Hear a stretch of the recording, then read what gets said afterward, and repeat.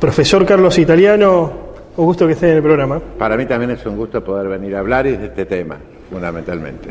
Bueno, vos sos director de Coel Idiomas, un instituto de enseñanza de idiomas, principalmente de la lengua italiana. Lengua y cultura italiana. Pero en este caso vamos a hablar de otra cosa, ¿no? Sí. Un tema por allí no muy mencionado, no muy tocado en la ciudad de Rosario, hasta ahora, porque justamente aquí hay un libro que está con nosotros, que es la historia del movimiento de la diversidad sexual en la ciudad cuna de la bandera. La ciudad cuna de la bandera, sí. ¿Cuándo arranca esto? Bueno, ¿Y tu participación cómo se da? Bueno, mi participación se da, digamos, a partir de mi condición como homosexual en una sociedad en aquellos años, estamos bajo la dictadura militar, especialmente perseguidos, ¿no es cierto?, especialmente estigmatizados.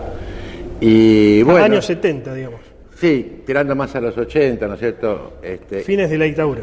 Fines de la dictadura, y bueno, empezamos, digamos, a ver reuniones, todavía no estaba conformado, digamos, esta cuestión del movimiento, a ver reuniones en casas particulares, ¿no?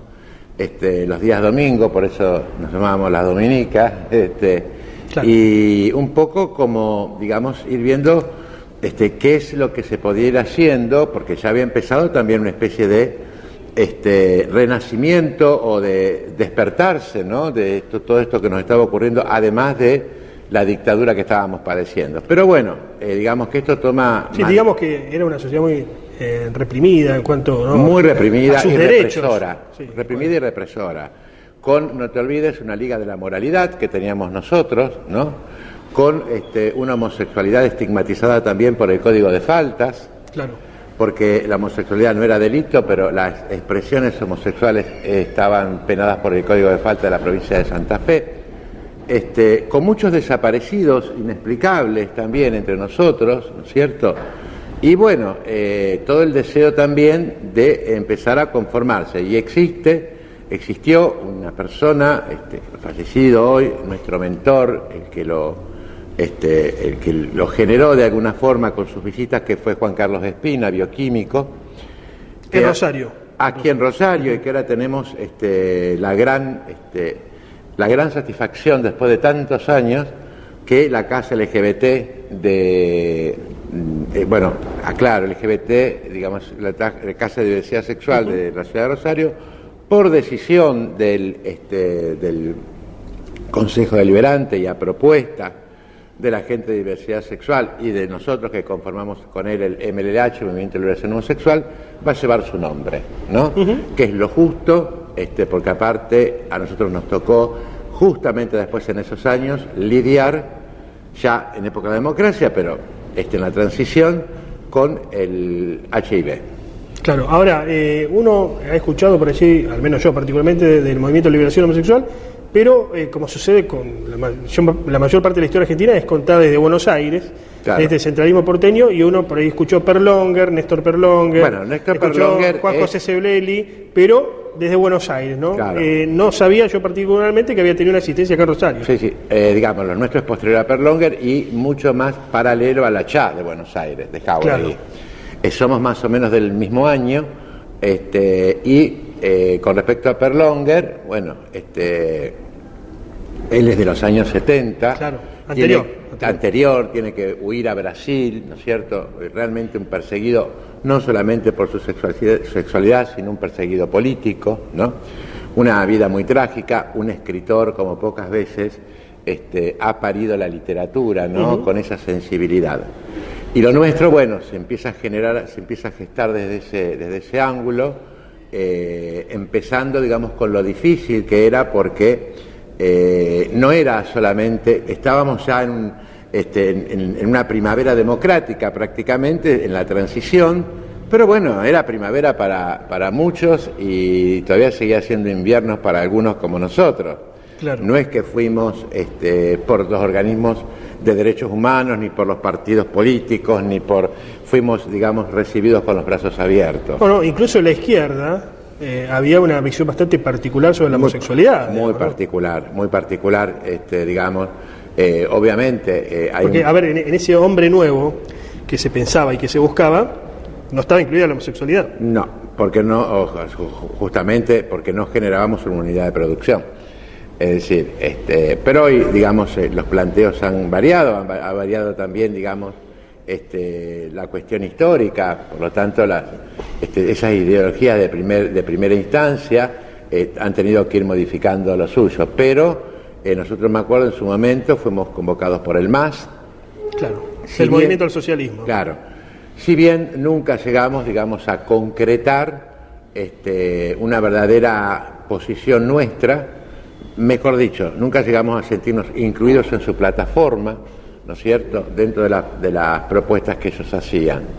En esos momentos, digamos, éramos muy pocos, muy perseguidos, muy estigmatizados. ¿Cuántas personas llegó a tener este movimiento Rosario? Había... Si es cuantificable, ¿no? Sí, digamos, que dentro de lo que podríamos llamar la comisión o los que trabajábamos, seríamos entre unos 15, 20 personas, no claro. más de eso.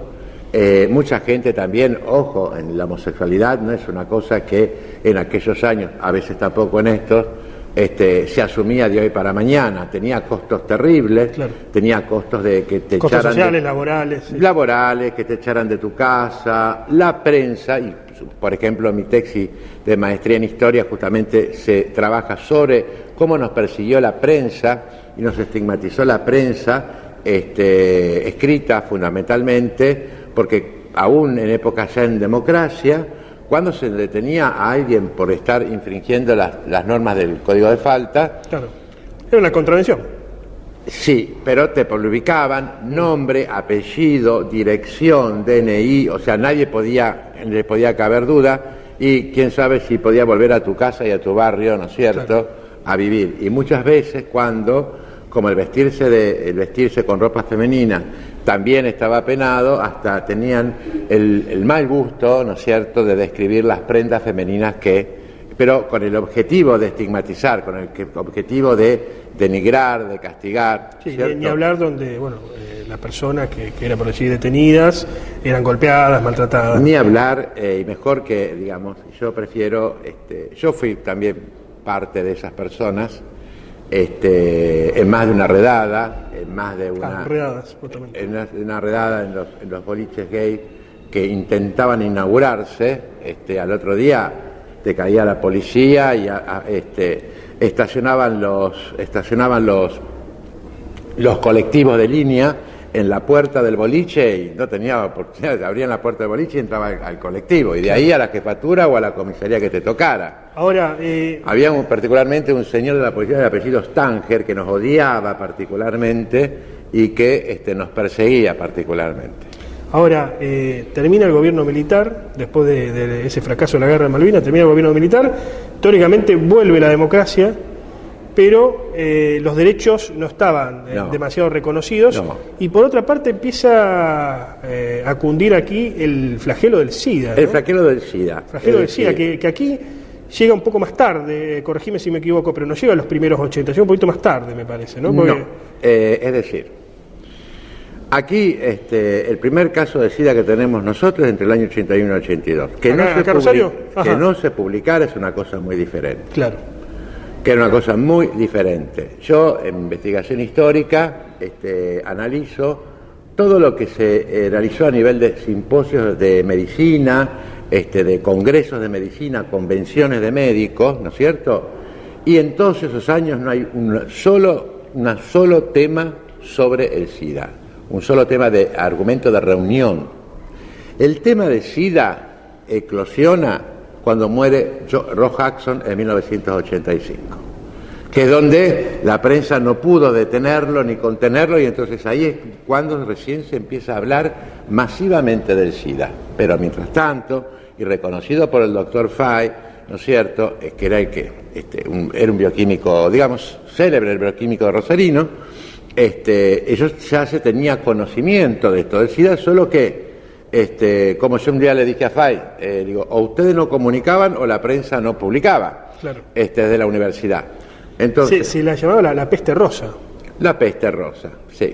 La peste rosa, aparte de que donde aparecíamos nosotros, huía la gente, dejaron de invitarnos a tomar mate, dejaron de invitarnos a pasar un momento en su casa por si tocaba algún adminículo o algo así. Había miedo hasta de darse un beso para saludarse, por ejemplo. Un beso para saludarse, o sea, el castigo que se sufrió fue terrible porque, como siempre, como veníamos ya dominados por el miedo que nos dejaron los militares, el miedo que se nos ponía por debajo de la piel y que nos inmovilizaba, todo era miedo. Había sido el miedo a los militares, era el miedo a que uno de nosotros, los homosexuales, nos acercáramos a ellos.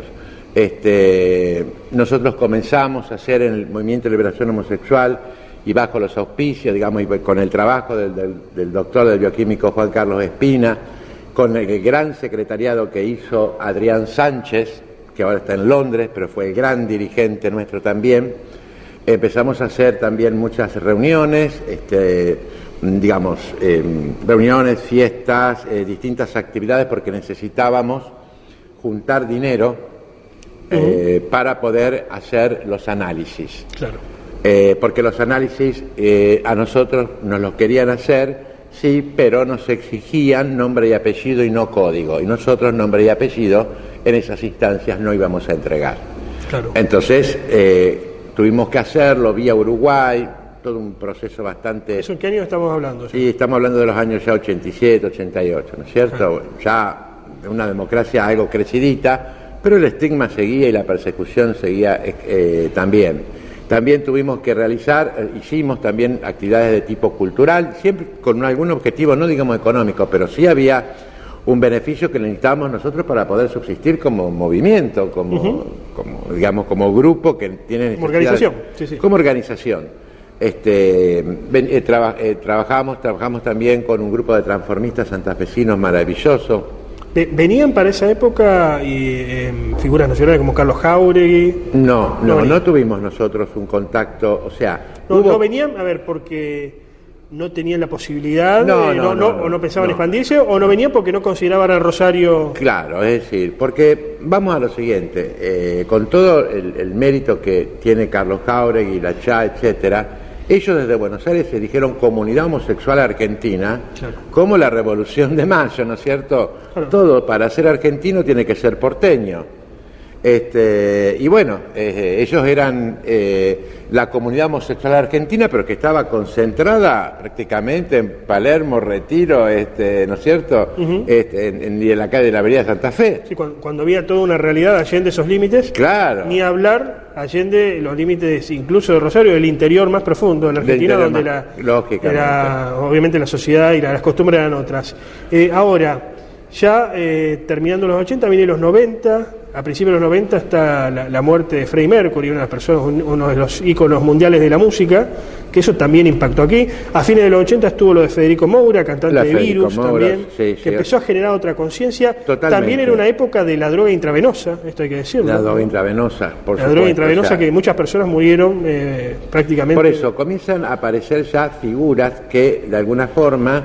y también después de esto de Rock Hudson, sí, yo soy homosexual, ¿no es cierto? Figuras que ya no cuidan el hecho de decir cuál es su identidad sexual, y bueno, todo eso también genera una ola expansiva que también, aparte de ser expansiva, es abarcativa. Es cuando la gente también se siente de alguna forma integrada en lo que también es su ídolo, en lo que también es ese hombre, claro, ese cantante que sigue, y él es como yo, o sea, yo soy como él. Entonces hay como una especie de aval, ¿no? Ni que hablar después con lo de Magic Johnson a nivel internacional, con una persona que no declaraba abiertamente homosexual, pero muchos empezaron a decir, bueno, me puede tocar a mí también, ¿no?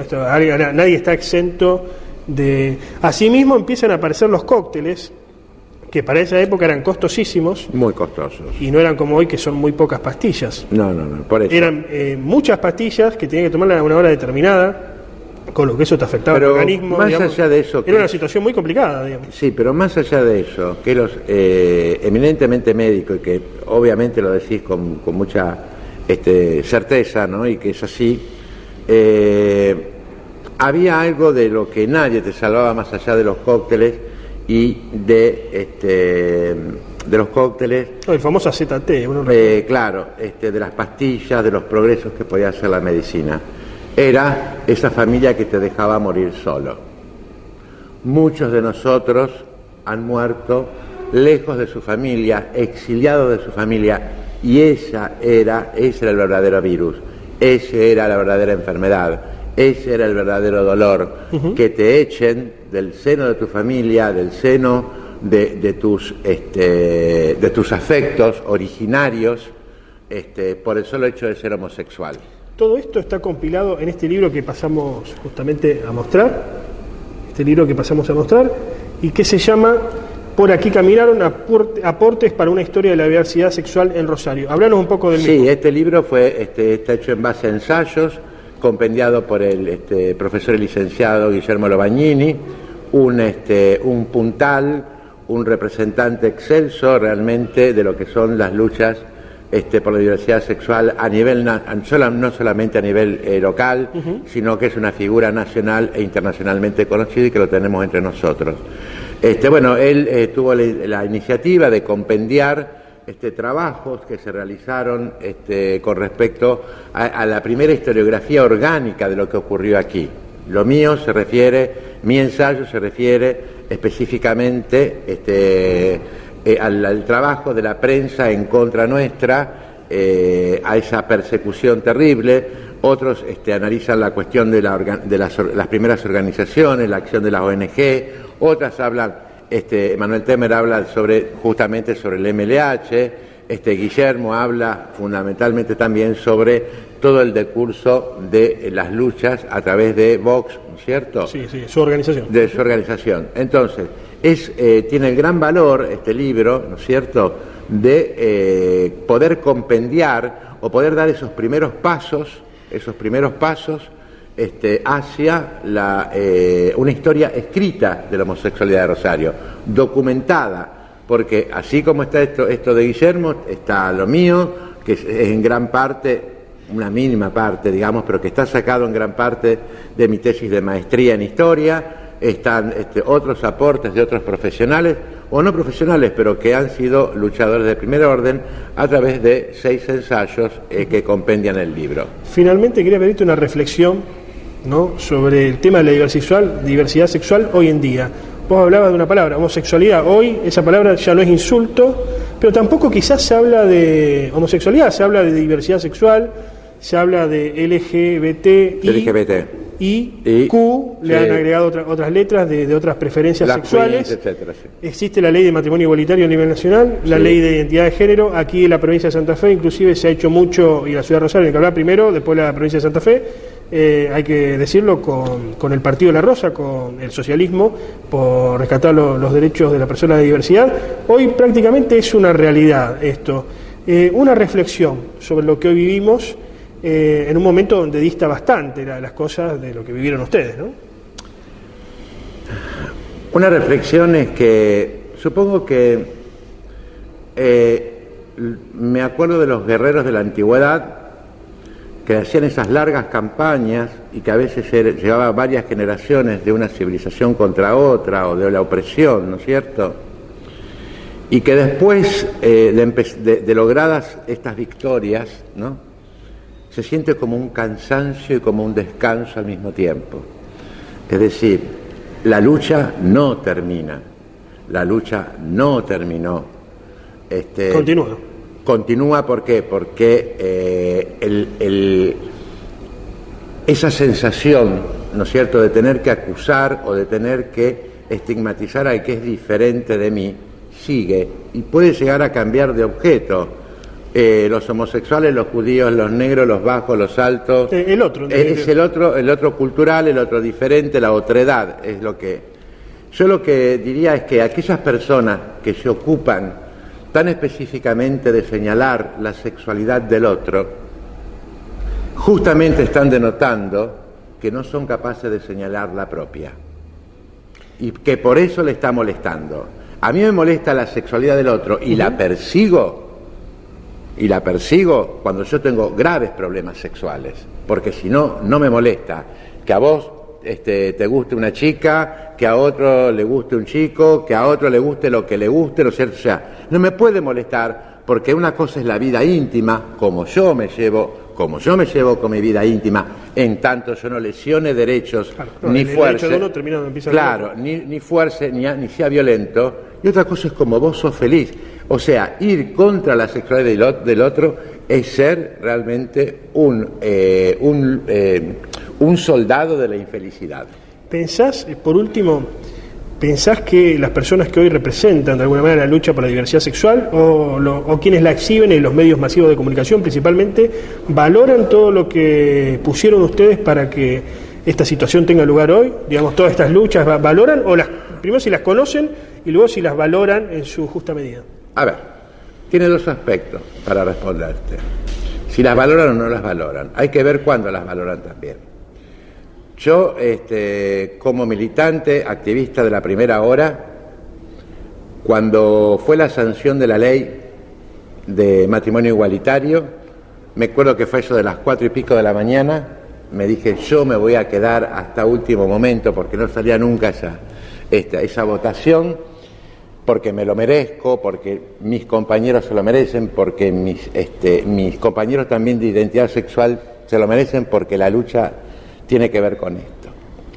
Salió esa ley, pero esa ley, y lo quiero decir porque hay muchos que me dicen o que dicen, ustedes, ¿no es cierto?, ustedes tienen matrimonio igualitario gracias a Cristina o a quien fuere. Quiero responder que fue durante el gobierno de Cristina Kirchner, pero el proyecto fue multipartidario y presentado por el diputado Di Polina.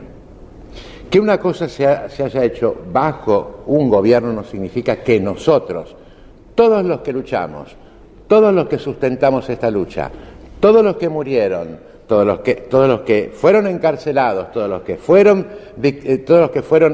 perseguidos, ¿no es cierto?, no seamos justamente ese piso, ese sustrato, esa plataforma en la que se apoyó el hecho de poder presentar este proyecto de ley. Entonces, que haya sido bajo el gobierno de quien haya sido, que lo haya presentado quien lo haya presentado, esto es el resultado de nuestra lucha, de nosotros, los gays, los LGBT, o sea, todos, gays, lesbianas, trans, y que supimos decirle a la sociedad y de cara, yo soy así y ¿qué te debo? Tengo tanto derecho a ser feliz como cualquier ser humano. Entonces, a esos yo me refiero, a esos justamente, ante ellos yo me inclino y con ellos me abrazo.